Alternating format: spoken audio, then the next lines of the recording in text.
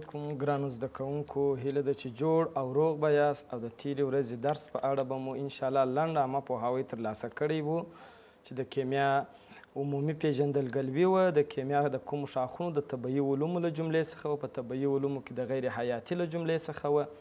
نن به موږ او تاسو راسو چې د کیمیا پر تعریف، لغوي معنا او د کیمیا پر ارزښت باندې به د خیره وغږېږو. نو راځو ګرانو زده کوونکو، دوم صنف کیمیا ده. دا ځلې دوم درس دی. د کیمیا تعریف ته راځو. دا چې تاسو خسته نسئ، موضوعات انشاءالله راپیلیږي، خو مخکې له دې چې موضوعاتو داخلیږو دوم صنف، نو نن راځو د کیمیا کلمه په مختلفو ژبو کې تاسو ته درپېژنو چې د کیمیا کلمه په کومو ژبو کې استعمال لري او په څه ډول کاریږي. ګرانو زده کوونکو، په لاتیني ژبه کې کیمیا ته چې کوم نوم کاروي د اکسیر په نوم دی. په کیمیا ته کوم نوم کارول کیږي؟ اکسیر. د اکسیر په نوم، یعنی اکسیر خپله په معنا د کیمیا دی، په لاتیني ژبه کې اکسیر ورته ویل کیږي. همدارنګه په عربي ژبه کې ورته شیمي وایي. ډېر وخت دا ځینې د طب پوهنځي کتابونه هم د شیمي په نام وي.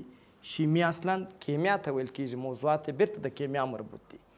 په عربي کې شیمي ورته وایي، په پارسي کې افسون په نامه ورته وایي. افسون یعنی د همدغه د کیمیا کلمې ته په پارسي کې د افسون کلمه کارول کیږي.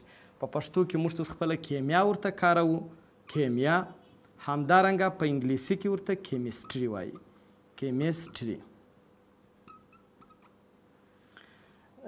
دا د مختلفو ژبو کې د کیمیا د کلمې پیژندل. اوس راځو د کیمیا لغوي معنا ته، چې کیمیا لغوي معنا څه ده. مختلف پوهان د دې په اړه نظر ورکوي چې کیمیا خپله یو بوټی و چې د درمل دپاره کارېدی.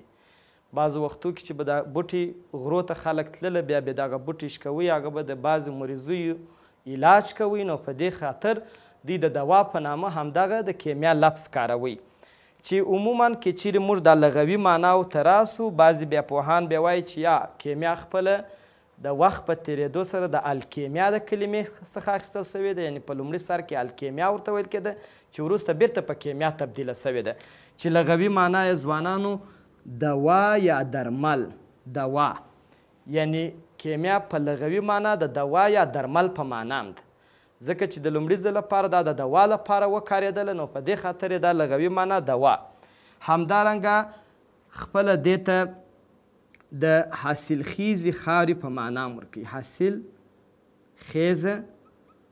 خیزه خاوره، حاصلخیزه خاورې په معنا هم کاریږي، ځکه بعضې کومو مځکو چې به ښه حاصل ورکوي، هغوی به دوی دغه خاوره بیا کیمیاوي بلله، یعنی د دې بشپړ کیمیاوي مواد برابر دي، نو ځکه دا مځکه ښه حاصل ورکوي. نو لغوي معنا یې د حاصلخیزې خاورې په معنا هم ده، دوا په معنا هم سوله، او د جادو په معنا هم کاریږي. جادو بیا ځکه ځینې تجربې شته چې موږ عملا دا فکر کوو لکه دا چې یو جادو دی. د مثال په توګه بیا په راروانو درسو کې د خیره وایو، موږ تاسو په عضوي کیمیا کې د اسیتون په نامه یو مرکب لرو. په بعضې بازار کې تجارتي نوم یې ټینر دی، د اکثریت مستریان یې هم پېژني.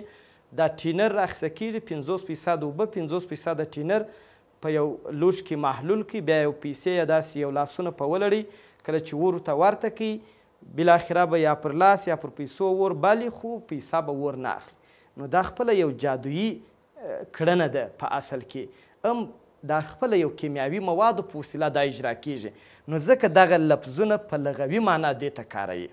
نو راځو اصطلاحي تعریف ته، دا چې هر علم لغوي معنا او اصطلاحي معنا لري.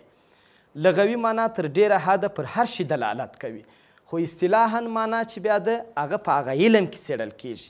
اوس د کیمیا علم کومو موضوعاتو څخه بحث کوي؟ ډیر بحث یې ځوانانو د مادې د جوړښت څخه دی.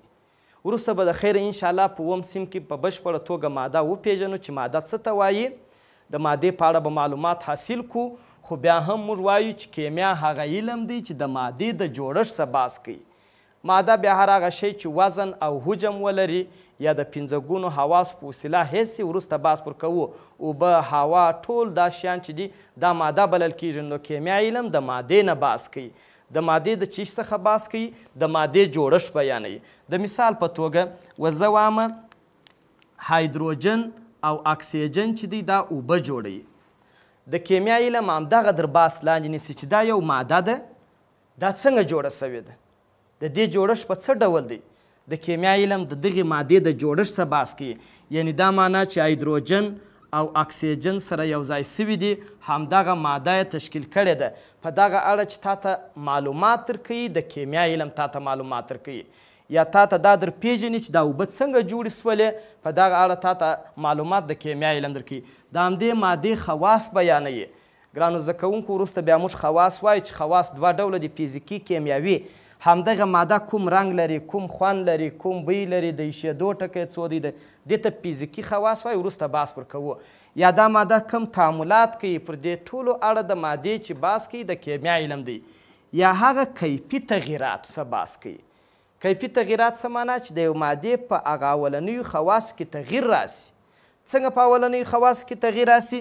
اوس هایدروجن موږ تاسو د ګاز په شکل په هوا کې شتون لري، اکسیجن موږ تاسو تنفس کوو، دوی دواړه سره یو ځای کیږي، اوبه جوړوي. په اوبو کې نه د هایدروجن خواص ته چې دی د ګاز په حالت کې ته ووینې، او نه دا سته چې ته په اوبو کې اکسیجن تنفس کې. یعنی دا معنا لري چې په دغو دوو اټومونو کې یو کیفي تغییر راغلی، دا اوبه یې جوړې کړي دي. په دغه اړه چې تا ته معلومات درکوي د کیمیا علم، تاسو پشکې ورک نه سئ. ډېر ساده وایو چې د کیمیا علم هغه علم دی چې د مادې جوړښت، د اوبه یو ماده ده، دا څنګه جوړه سوه، کوم ډول خواص لري، په دې کومو موادو کې یو کیفي تغییرات راله چې دا ماده یې تشکیل کړله، د دغو په اړه چې تا پوه کوي یا تا ته معلومات درکوي د کیمیا علم یې درکوي. د هغه نه وروسته د کیمیا ډولونه دي. دا چې د اووم صنف کیمیا موږ تاسو باندې وروسته بحث پیلوو، یو ځلې به بیا هم د کیمیا ډولونه ووایو. ګرانو زده کوونکو، کیمیا په مجموع کې په مکاتبو کې موږ دوه ډوله کیمیا کتابونه لرو، چې یو د عضوي کیمیا دی، هغه تقریبا د 9 د 12 صنفو کتابونه عضوي دي، یعنی د عضوي مرکباتو د عضوي موادو څخه بحث کوي.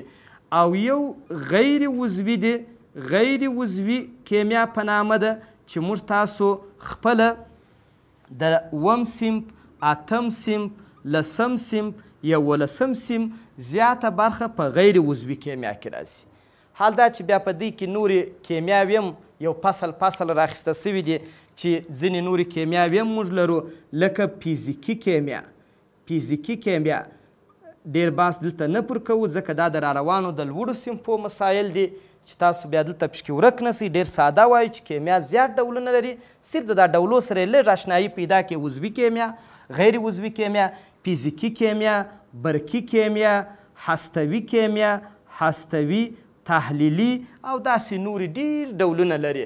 خو موږ په مکاتبو کې څه ناڅه عضوي و غیر عضوي ډېرې پېژنو. راځو د کیمیا ارزښت ته، چې کیمیا ولې په مکاتبو کې ځای پر ځای سوه. دا مضمون د مکاتبو د اساسي مضامینو څخه وشمېرل سو، او دا بهتره وبلل سول تر څو شاګردان دا مضمون تعقیب کړي، او یا هم په پوهنتونونو کې د دې دپاره جلا څانګه ورکول سوله. نو په دې خاطر راځو د کیمیا د علم ارزښت پېژنو، چې کیمیا علم کوم ارزښت لري. دا چې موږ او تاسو لومړی ارزښت یې دا دی چې د غذایي موادو ترکیب کیمیاوي دی. څه معنا؟ یعنې ځوانانو، کومه غذا چې موږ په ورځني ژوند کې روزمره خورو، د دغه غذا ترکیب چې دی کیمیاوي دی. یعنې په دې معنا که ته چیرې غواړې چې د دغه موادو چې ته یې روزمره خورې په اړه پوه سې چې د دې موادو ترکیب څنګه دی، جوړښت یې څنګه دی، موږ کولی سو چې د همدغې موادو جوړښت چې څنګه جوړ سوی دی د کیمیا علم که چیرې مطالعه کړو، همدغه جوړښت موږ تاسو کولی سو د دغه موادو په اړه پوه سو، نو باید موږ تاسو کیمیا مطالعه کړو. د مثال په توګه بعضې غذایي مواد دي چې بیا په لوړو صنفو کې انشاءالله موږ تاسو وایو. اوس که یادونه هم ځینې وکړم مشکل نه لري. کاربوهایډریټ دي. د کاربوهایډریټ په نامه د خیره بیا په 12م صنف عضوي کیمیا کې بیا بحث پر کوو. خواږه شیان دي لکه بوره، ګلوکوز، ځینې داسې مسایل چې دي دا په اصل کې غذایي مواد دي، او دغه غذایي موادو ترکیب که موږ وګورو دا خپله د کیمیاوي عنصرونو څخه ترکیب، مرکبات څخه ترکیب سوی دی. نو چې د عنصرونو او ترکیبات څخه د عنصرونو او مرکبات څخه تشکیل سوی دی، نو که ته غواړې چې د دغو غذایي موادو په اړه معلومات ترلاسه کړې، ته باید د کیمیا علم مطالعه کړې. همدارنګه یا پروټیني مواد، پروټین په مجموع کې د خوړو غټې منابع چې دي، پروټین، کاربوهایډریټ، شحم، که تاسو د دې ترکیب وګورئ، جوړښت یې وګورئ، دا ټوله کیمیاوي دي. یعنې د عنصرونو څخه تشکیل سوي دي، د هغوی د مرکباتو څخه تشکیل سوي دي. نو که غواړې چې د دغه غذایي موادو په اړه ته معلومات ترلاسه کړې، ته باید د کیمیا علم مطالعه کړې. نو دا په اصل کې د کیمیا د علم یو ارزښت سو. دوم ارزښت یې دا دی ځوانانو، د دوا ترکیب چې دی، د دوا ترکیب خپله کیمیاوي دی. کوم درمل چې موږ څه کاروو استعمالوو یې، کې ترکیب وګورو، دا خپله یو کیمیاوي دی.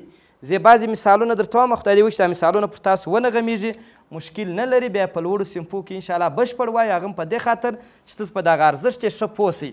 د مثال په توګه بعضې دواخانو کې هایدروجن پاروکساید په نامه، هایدروجن پاروکساید په نامه په هغه ژړو بوتلانو کې یو مرکب دی، خپله د هایدروجن پاروکساید په نامه دی، چې انټي بیوټیک دی یا د میکروب ضد په حیث کارېږي.